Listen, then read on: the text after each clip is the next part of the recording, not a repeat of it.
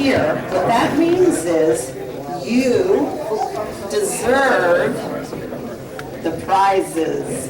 And some of you received cards that look like this. If you have a card that looks like this, just hold it up. All right, if you have a card that looks like this, just hold it up. It's got a number and it's got the name of one of the candidates. So the way this part is going to work is if you've got a number and you've got number 1, you're going to call it out and you're going to call out the name of the candidate who's going to answer the question. Now, what I'd like you to do is reach under your seats. You're going to find a little sheet of paper. Now, in those sheets of paper, avoid the bubble gum. You don't want the bubble gum. So under your seats, you will find one of two things. One is a question, and the other thing, some of you might find, candidates, are you listening? We've given you away. Some of these lucky members, some of your constituents, some of the members of this audience might just have a card that has your name on it. And if your name is on it, they get to have coffee with you. Are you up for that? Yes? Yes? All right. So you get to have coffee with one of these amazing candidates. Can I ask who's paying?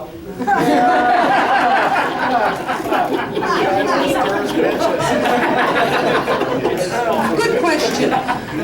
As Jerry kept saying, this came together last minute. So, you will also have a question. So, this is kind of like a popcorn thing. If you've got a question for that candidate, jump up with the question that you have under your seat. If you are not happy with that question, you have total discretion to pick the question that you want. So did everybody reach under your chairs? Yes. What's that? There's nothing under our... Then reach under the chair in front of you, or the chair next to you, or their chairs here. Yeah, it's on the floor. Pete, what did you do? Maybe we didn't reach far enough. Guess what? You get coffee with Charles.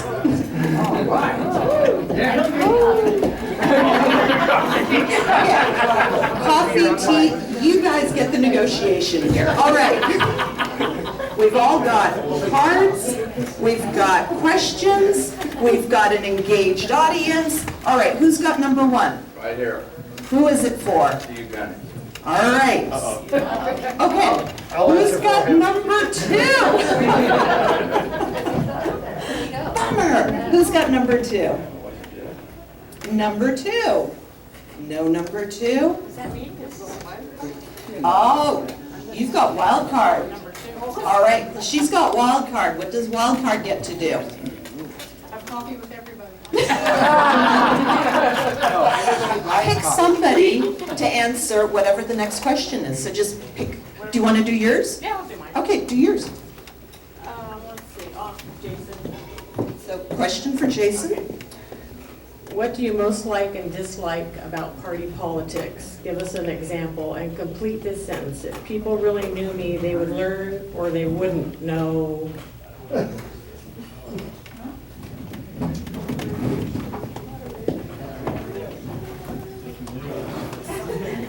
So what I don't like about party politics is it forces candidates to do what they might not otherwise do. In other words, their allegiance becomes to the party rather than the constituents. You're forced to support candidates who you not necessarily endorse because they have a rule. If they endorse you, you have to follow their list of endorsements. So it takes away your ability to be independent as an independent thinker and apply critical analysis to issues. And then the second half was something that you don't know about me? Yeah, if people really knew me, they would learn or they wouldn't know something about you. So You know, a lot of people are aware from my professional resume that I went to Stanford and Berkeley, but when I was at Stanford, I worked on the space shuttle. I worked at a company called Rockwell, which was a contractor for NASA, and they were the assembly contractor, so we helped put together the space shuttle. So that was my day job, and then at night, I worked at Nordstrom selling women's shoes.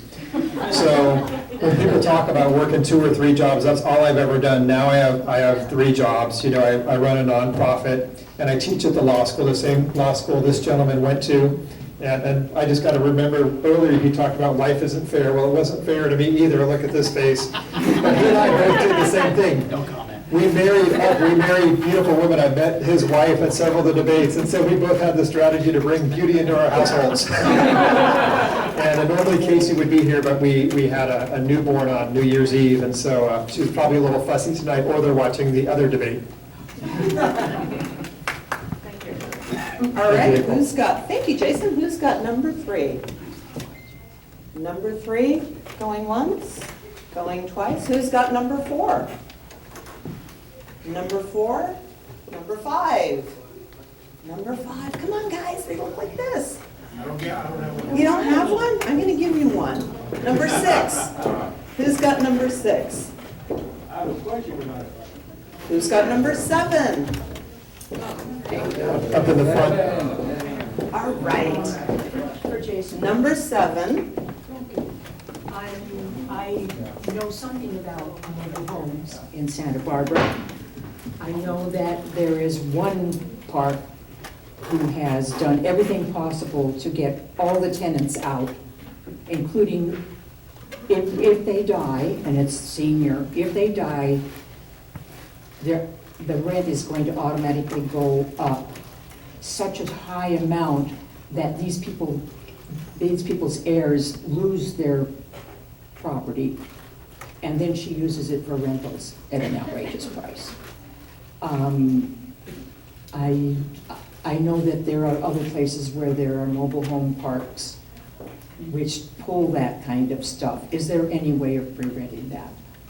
Absolutely. In fact, I'm proud to say that in my first year on council as a freshman, and when I was a brand new council member, I was the only brand new one. There were 6, including one of them was here earlier, Dale Francisco. I was the brand new guy, and I was the youngest, but I still sponsored a lot of legislation. And so I was lucky to have my colleagues support me in passing an update to the mobile home protection ordinance for the city of Santa Barbara. The other thing that I did to help mobile home parks is with our AUD to take them out of the high density, because they were becoming targeted by developers who wanted to buy them out, kick everyone out, and put in luxury apartments. So those are the things that I've done, and I've been inquiring about a situation in Santa Paula where I've reached out to one of the council members, and looks like we're going to have some success there. All right, who has number 8? We were on 8, right? Awesome. So, I think that was 7. You have 8. You have a wild card. Pick somebody to answer a question. Is it actually okay to ask a question at all? Very quickly. We're just making this up as we go. Sherry's still here, right? Okay, so this is to each of our candidates. I would like to know, and I'm sure that the rest of us would like to know, when you are elected into office, Because I'm supposed to tell. what is the first piece of legislature that you plan to write that you're passionate about? I guess I was told to go first, so I'll take it. First is always good.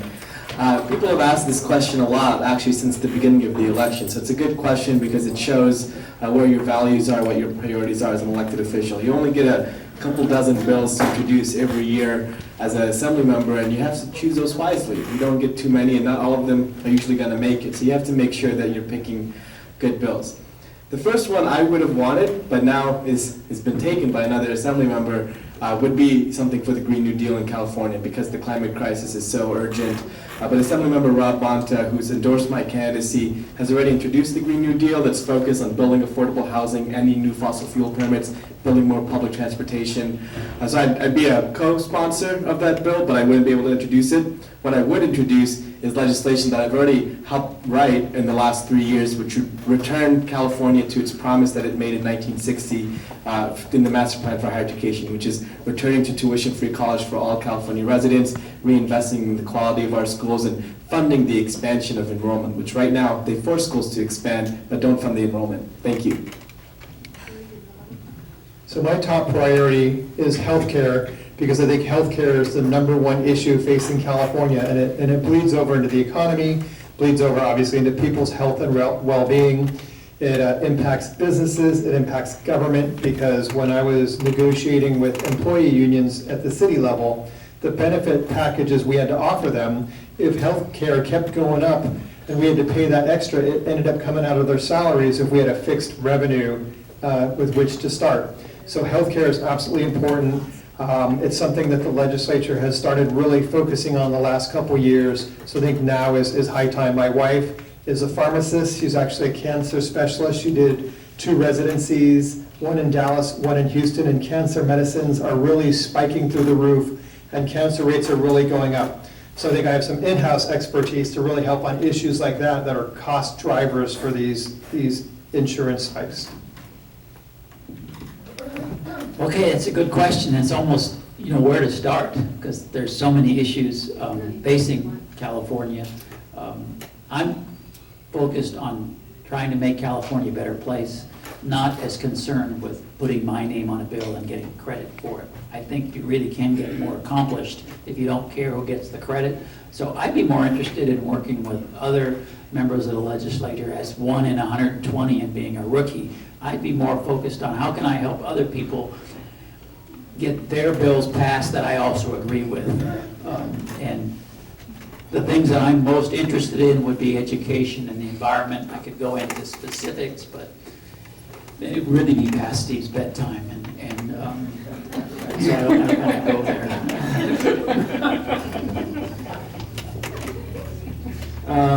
As he said, as Steve said, I would like to work with other people that I agree with to get the bills passed, because it is a group of 80 or so people. One voice isn't going to do very much, but what I would like to do, personally for me, I would like to reform the pension programs. We are $1.5 trillion in debt. That is unsustainable. We as a state are not going to last that long if we remain in the red. So that would be one area I would like to focus on. Another would be transportation. Try to put something forward and work with as many people as I can to get transportation built faster, built better, and hopefully upgrade our roadways to the point where they're not falling apart every other year. Los Angeles is a great way to look at that. I would like to do something related to climate change and environment, and I would like to influence something having to do with pesticide overuse and inappropriate use, which is something that people we certainly should be concerned about, but I'm hearing it more from the southern part of our district in Oxnard.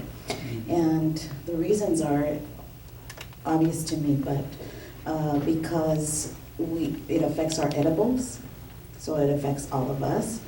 It affects farm workers who work in and around those pesticides, and it affects the ecosystems because pesticides tend to not only target the pests that they're going to be targeting, but that are made to target, but also other areas in the ecosystem. Fantastic. All right, I think we were on 9, right? Who's got number 9? All right. Who's that question for? Jonathan Abboud. Do you have a question for Jonathan? Yeah, I would like to ask, okay, UCSB you talked about earlier, okay, they've got crosswalks and lights that just are all around that are no accidents hardly at all, except when they had the scooters out there. But anyhow, there's been some accidents up on Cliff Drive. We need some stop lights and crosswalks up on Cliff. And lighting's terrible. The young ladies are scared to walk at night up there in that area. There's also been a couple deaths.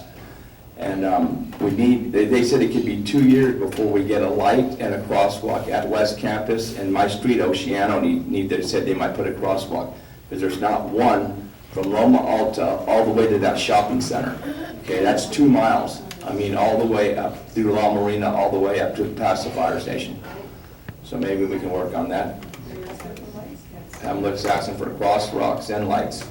What's your question specifically? Is it How how are do you we gonna get those put in faster? Do I crosswalks? support those? What is the question though? Could you please get some crosswalks and lights in that vicinity? Yes, I've been on the Santa Barbara City College Board of Trustees for 5 years. I've been a big supporter of what we can do to ease traffic on Cliff Drive because it is so dangerous. I've walked up there myself and it's scary. It's really scary. One of my friends back 5 years ago, she was working with the Citizens Planning Association to help research what was going on in Cliff Drive because she was telling me there were more deaths on that street than most other streets in the south coast of Santa Barbara. So it is an important issue. I 100% support expanding more lighting. It is a city issue, so I happen to not be the mayor of Santa Barbara or a city council member. It's something we can support as the college, but it's something the city has control over, so I'd want the city to do that. I supported actually the roundabout that was originally proposed. The stoplight has been the compromise now, so it can get maybe done faster. I would have liked to see a roundabout though myself. Thank you. I wanted to supplement that answer. So there's actually a state grant. It's the ATP grant. It used to be the Safe Route to Schools program, and I know because when I represented the farm workers, I used this grant money to build crosswalks.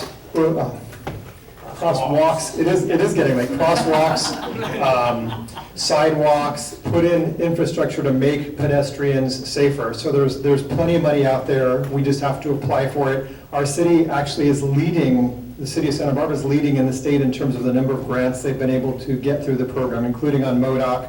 We put in new sidewalks on Milpas. So it's been very successful. So that's how it would help you, Mark. All right, thank you. Thank you. All right, who's got number 10? How convenient. I didn't know that. Mine Elsa is on my card.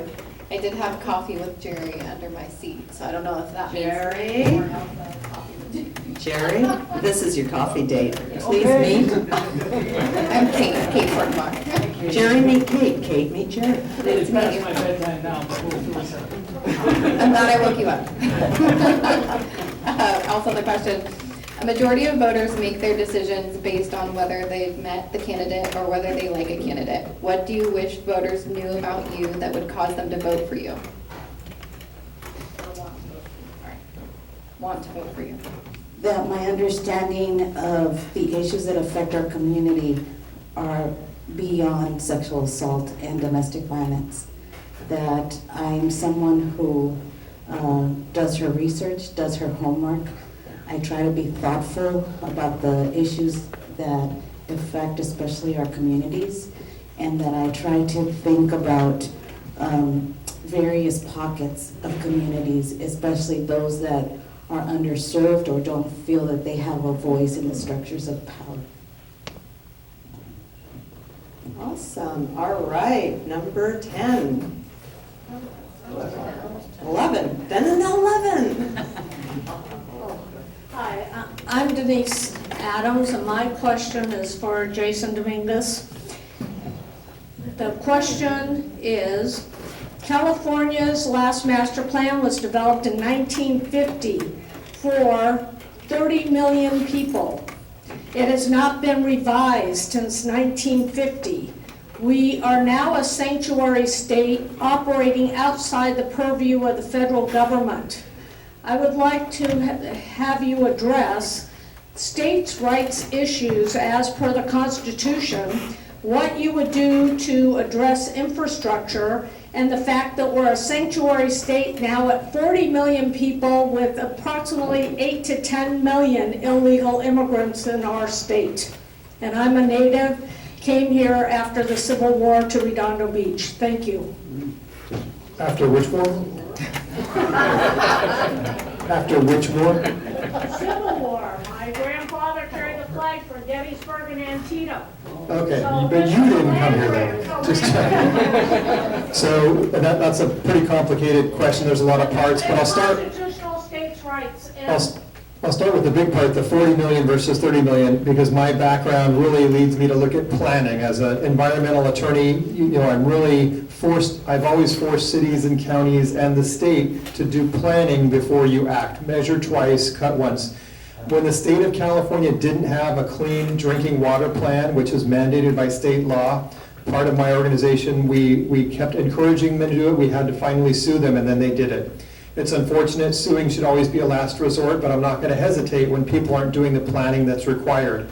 So to go to 40 million people, you're right, it changes the entire infrastructure needs. The Central Valley, the water aqueduct, it's completely insufficient for our needs now, which is part of the reason when I met with Senator Wiener, the governor, and the Assembly Speaker, we talked about water supply, getting water into the Santa Barbara area, into Ventura, and then how do you get trash out? Where does it go? Where do you put landfills?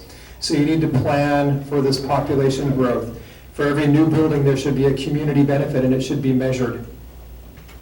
Thank you for the question. Jason. All right, who's got number 12? I do. All right.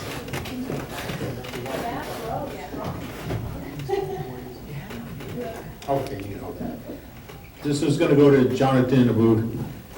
What is the one thing about legislative process that you would change if you could? Oh, wow, thank you for the question. Was that written on this form? Okay, well, I have a great answer for this, don't worry. So the way I got involved in legislative process was in the process to create the Isla Vista Community Services District with Assembly Bill 3 back in 2015. And that bill was not written in Sacramento or by the Assembly member himself, Das Williams. It was written in Isla Vista every Tuesday night from 6 to 8 p.m.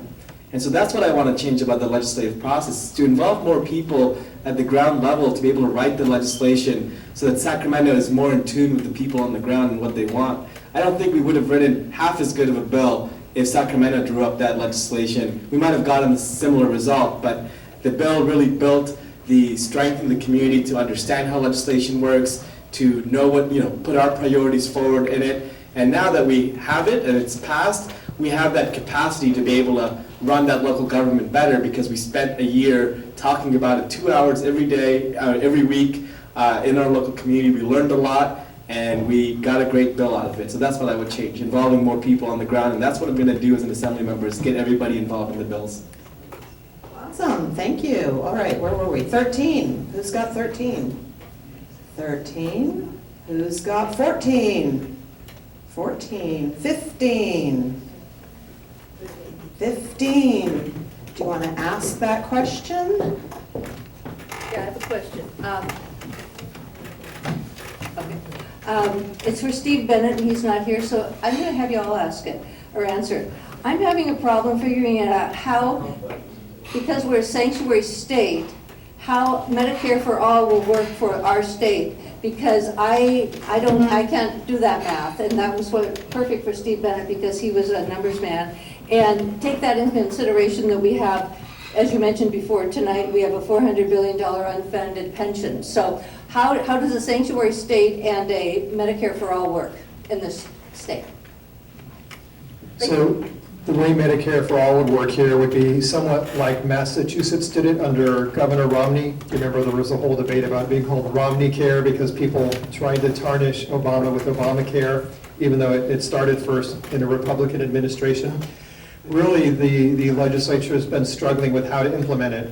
And this is where I think my goal to work on campaign finance reform is important, because every group in Sacramento is lining up on how they want to see it implemented, because they want to do it in a way that benefits their employees. And that's fine, they definitely have the right to have people advocate for their interests, but it's our job as the legislature to be the adults in the room and to do what's fair for the residents and the patients, because the ultimate goal is top-level health care and the best health outcomes. How does that work with the sanctuary state? And by the way, Romney in Massachusetts got money from the federal government to help that, float that. Correct, and right now the federal government is financing most of health care. We have a huge government financed healthcare in the United States. People act like we're really predominantly private healthcare, but the government pays for people based on age and need. And I'm not sure how you're relating this. What do you mean by sanctuary state? Thank you, Jason. Your time is up next. Sanctuary state, I thought we are sanctuary state, meaning, I didn't understand how you're relating that to the healthcare question, though. well, everybody that comes in here can get health care. How does that work? Let me pick up for you. Because the answer would be, we don't know. That's the straight out answer. But when you say, your question, Medicare for all, I don't know whether that means for the state level or it could also be looked at, does that mean country, nationwide? No, I'm talking about, Yeah. you're running for assembly. Correct. So we're talking about our state.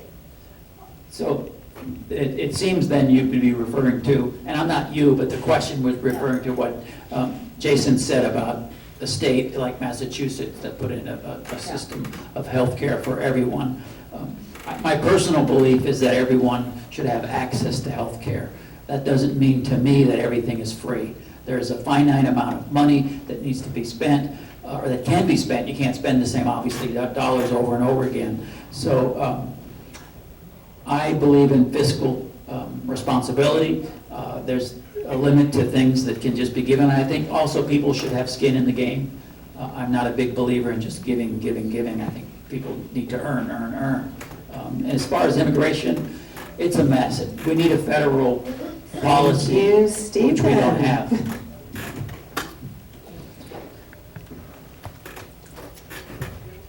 Well, as of SB 104, illegal immigrants between the ages, well, I'll say 25 and under, it's 19 to 25 and then the children, they are all officially able to receive free health care.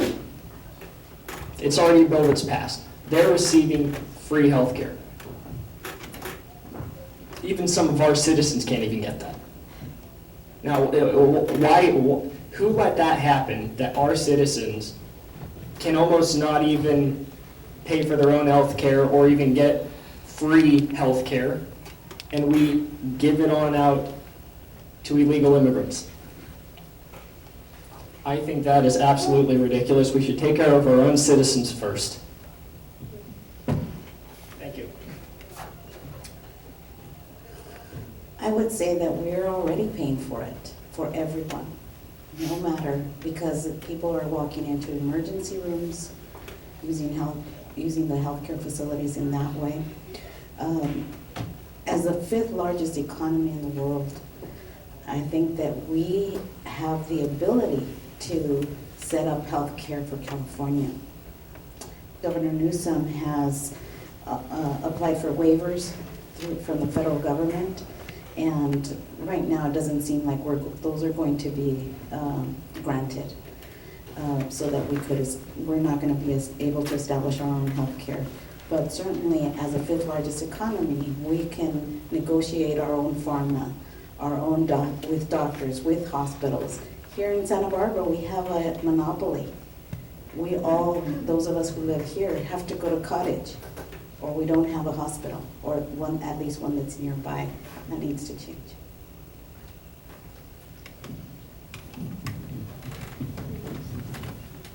Elsa hit it out of the park, so I can't add too much more. What I will say from my point of view is that healthcare is a human right, and undocumented immigrants are humans. They are a critical part of our society. They are valuable people. They're just like you and I. And so we need a Medicare for all system, again, like has been said already, I don't want to repeat, it's the fiscally responsible option. Because right now, when someone's going into an emergency room and waiting until the end to get care, that's more expensive at the end of it. Medicare for All provides people the opportunity to have preventative care so that they can take care of their health issues before they become worse. Just like when you're driving a car, you want to fix your car before it becomes so bad, then you're paying way out of pocket to fix it if you keep waiting and waiting and waiting. Medicare for All lets you fix your problems as a human being before they become major problems. Undocumented immigrants, they're humans too. They deserve the right to health care. All right, were we on 15? Yeah. Was that it? 15? All right. Who's got 15? Or you had 15? 16. Who's 16? We have 16 back here. We've decided our question. Oh, we've got another question. And it's a team question. All right, who's it for? The question for Jonathan Abboud, and the question... For you, Jonathan, and the question. The question is related to, I've observed you over the last 2 years at City College. You do not support the American institutions. You sit through the flag salute. You don't do anything related to Americans' traditions, nor on your Facebook account you have very inflammatory statements related to whites in particular. My question is, given that we have 8 to 10 million illegal immigrants in our state, how would you propose we assimilate them if in our elementary schools, junior high and high schools, we don't teach them about American values, starting with the United States Constitution and the California State Constitution? What's your suggestion for assimilation? Great, well, I went to public schools not too long ago. I was a high school senior just 10 years ago. I remember learning extensively with other undocumented students in my classroom about the US government. In fact, the government class we had only taught about the federal government and Supreme Court cases and US Constitution. So I agree, we need better civic education in the schools. All Americans, undocumented or not, are not getting the education they need about how our government works, how our society functions, and how to make change in their local community. So I would strengthen civic education in all public education sectors. Let's fund it more. Let's get some more teachers in there who are paid well so they can really handle the challenges of students today. And let's make sure every single person in America understands how the Constitution works, and not just the Constitution, their state constitution, and then also their city charter, so they know how to influence change at all levels of government. Thank you. All right, now we've got 17. Who's got 17? 17. 18. Who's got 18? Did we run out of numbers? 19. 19.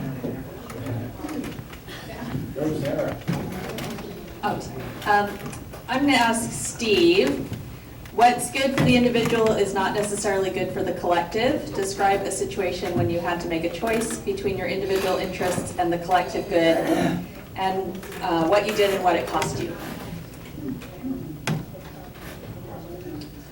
Okay, I'll give you an example. When I was on the college board, now I'm a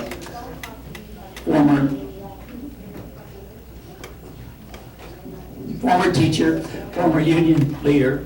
The union wanted us to spend our reserves. And there was one-time money for a salary increase. I wasn't willing to do that because it's not prudent in my mind to spend ongoing funds, one-time funds on ongoing expenses. So I was not in favor of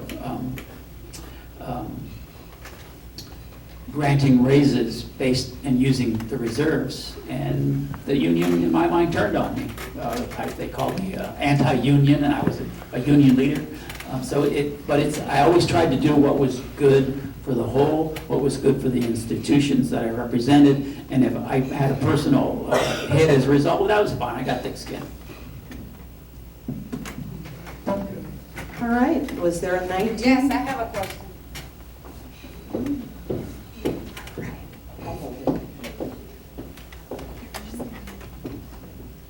I'm Jonathan's mom, and you just called us an Arab. What's wrong with being Arabs? Yeah. First of all, I'm Lebanese, I'm not Arab. We're going to do questions. I have a question for you. What's wrong with being Arab? We're going to do questions right. for them. But what's wrong with being Arabs? What's wrong? My son was born here. He's American citizen. My mom was born in Minnesota, Minneapolis. What's wrong with that? You called us Arabs? Are you kidding me? Are you kidding me? You are not, you're a racist woman. He's on the record. So what if he's an educated person. He has a master's degree. He is an educated person. He is an educated person. He is American as much as you are. He was born on this land of the free, where people are born and can be whatever they want. I'm his mom. You just insulted me by saying I am Arab. Thank you. I'm sorry. You me really hard right now. You really hit me really hard. Watch your son's videos from San I know my son. I know who I raised. I did not raise a racist person. That's all I know. But it is landed. That's all I know. I did not raise a racist person. I raised a fine young man. We're You going to look take at this him to the right now. next question. You just called us Arabs. Shame on you. Can I make a suggestion? We move on? Yeah. Absolutely. And I'm sorry you were hurt by this. I am very hurt. And you have every I'm right to very feel hurt. hurt and angry. And that's what politics raises. We have very hot issues. We have issues that we're passionate about. We have things that we are hurt over. We have things that we want. We have visions for the way we want to see our world. And if we can do this in a way that's respectful of one another, where we are looking for the best in one another, we can probably make it through together. So. You called me an Arab. I can't. I'm sorry. You insulted me. You pissed me off.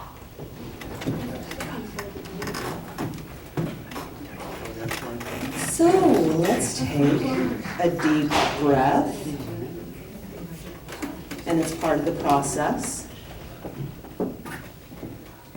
And having different views is fine, but insulting one another isn't. You need to do it with respect. So, who has number 20? Can we do this? Are we okay to do this? All right. Right, this one's for Charles. Describe one person who influenced you such that you changed, and describe what that change looked like. One person who influenced me was Bernie Sanders. I'll say that right now. I went and saw him talk, and I saw his passion for what he believed, and I was like, hey, that's pretty cool. And then I heard him actually go on, and then I started going, oh no. I mean, the labor tax rate of 70% that you're fighting for. I can't go on. I can't follow you. I can't support you like that. But he got me into politics, so I can thank him for that.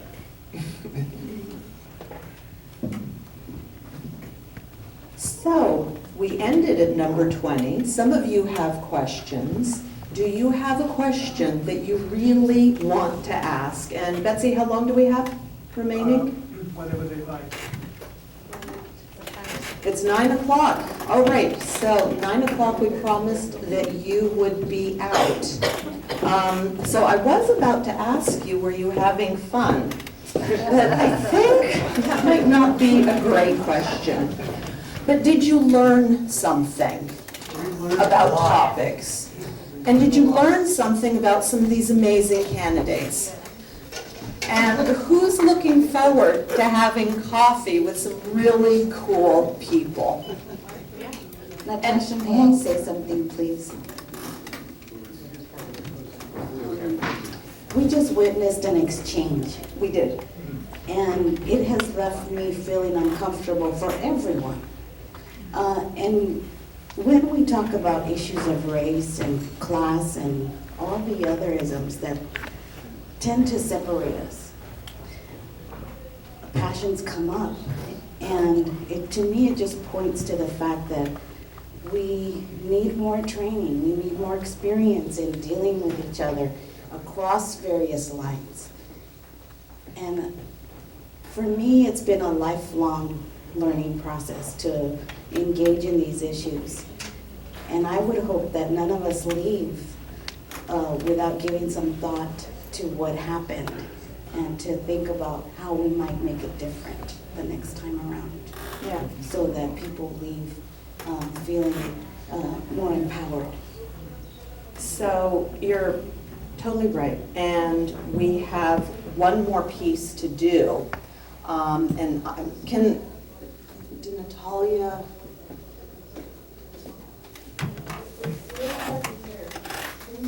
Yeah. Can we find out if Jonathan's still here? Okay. Because these wonderful people who have spent their evening opening themselves, their minds, their hearts to you, have closing statements. So if you can hang out with us for just a few more minutes, we got 2 minutes, right? Is that what we told her?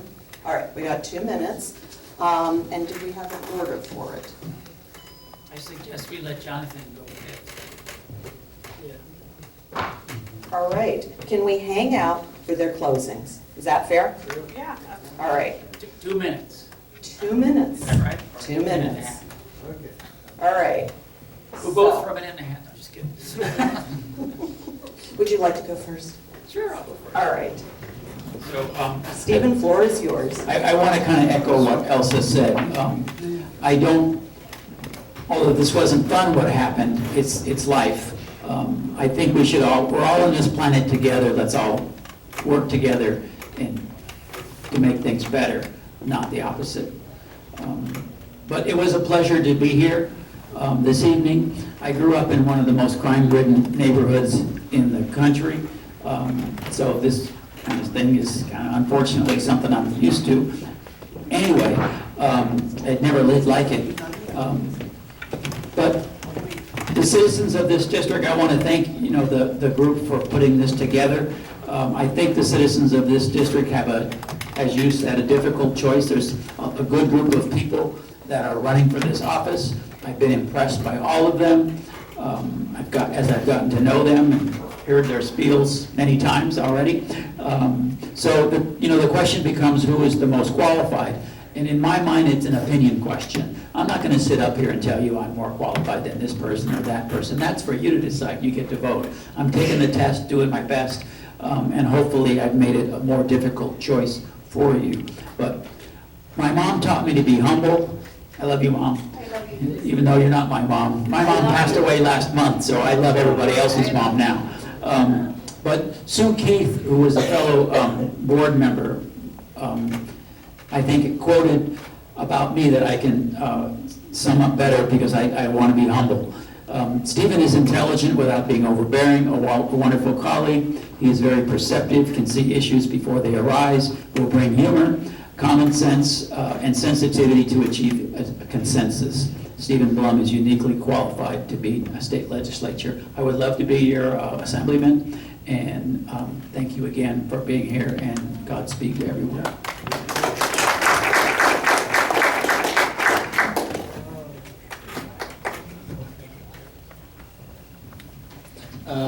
Thank you all for coming here. I just wanted to say, we can't push each other apart. We are a country, we need to bring each other together. We need to work as a team here.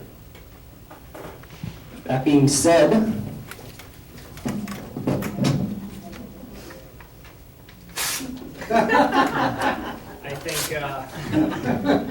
I think that gets my point across pretty clearly at that point. Thank you very much. Callforassembly.com is my website. Please check it out. I want to hear from everybody. My email will be there, callforassembly.com. Thank you very much.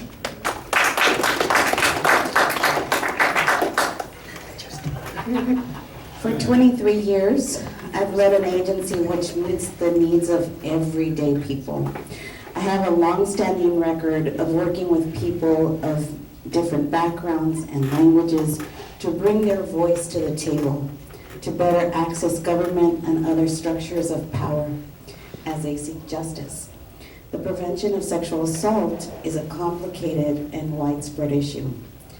I have experience in dealing with complex problems that require solutions, sometimes in unpaved territory and changing social norms. The issues that we discuss today don't have easy solutions that can be summed up in a minute or so. It's going to take someone with strong leadership to stand up to special interests, and I'm a strong leader. I am endorsed by Women's Political Committee, Santa Barbara Democratic Women, and various former and current elected officials. If you want someone who will listen to you, someone who will do her homework, someone who will give thought to what you have to say and make the decisions that are in the best interest of all of us, then I'm your person. Tonight, I ask for your vote. I ask for your support. Thank you.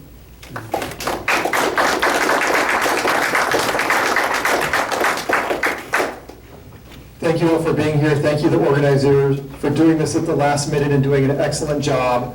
I'm here to win. I'm here because I want to represent you. I've represented you as a public interest lawyer.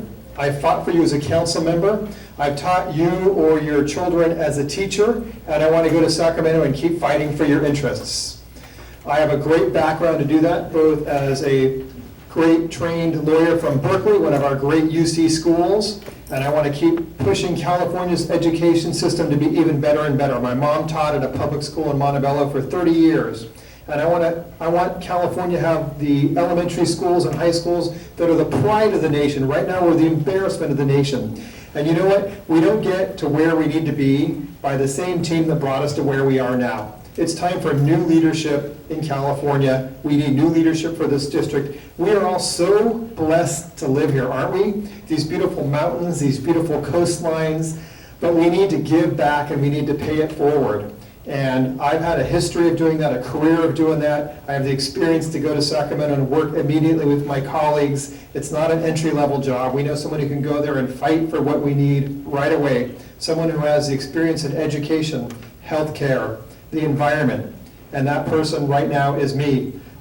We talked about multiculturalism here tonight and dealing with people of different cultures. I grew up in a bi-ethnic household. My grandparents on my dad's side spoke Spanish. My other side spoke English. I've learned those languages. Plus, I went out on my way to learn German and Czech as well, because I think it's important to understand other people. And as a nation working together, as a local community working together, as people working together, we need to treat each other as extended family. Sometimes that brings a little bit of tension and stress, but if we sit down and we share that coffee or that tea or that chai or whatever it is and get to know each other, we're going to be a much stronger community. Thank you all again.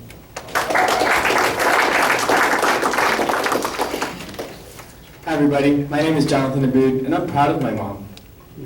I learned to do what's right from her, and that's why last year at Santa Barbara City College, when our black students had issues with the administration and how they were being treated on campus, I lost my political capital with the board to stand with them because that was doing what's right. And that's what you can trust me to do in Sacramento, is to do what's right. How you campaign matters.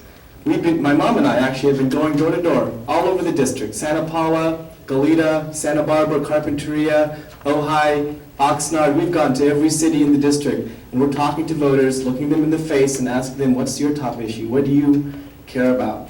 And that's how I'm learning what the issues of the district are. I'm not doing a poll. I'm not looking at anything besides the people in their eyes, learning from them, getting my to-do list of what I need to do when I get to Sacramento, using the experience I have already getting things done in Sacramento, so that on December 1st, or whenever I get up to Sacramento for the first time, I'm not sure what the day is right now, I'm going to be ready to go.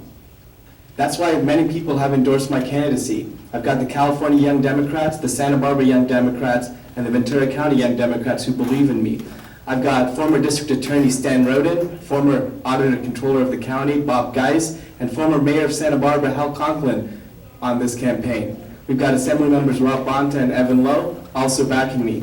So I've got a large coalition of folks from all different kinds of the spectrum, old and young, more moderate, more progressive, who believe in my ability to get things done. And that's why they've supported me. That's why we're running a campaign with 50 volunteers every week, 300 total, who are out there talking to voters as well on our behalf. And that's how we do it. We do it together. It's not just about the one person. It's about everybody working together to get the change we want accomplished. That's the kind of assembly member I'm going to be. Thank you.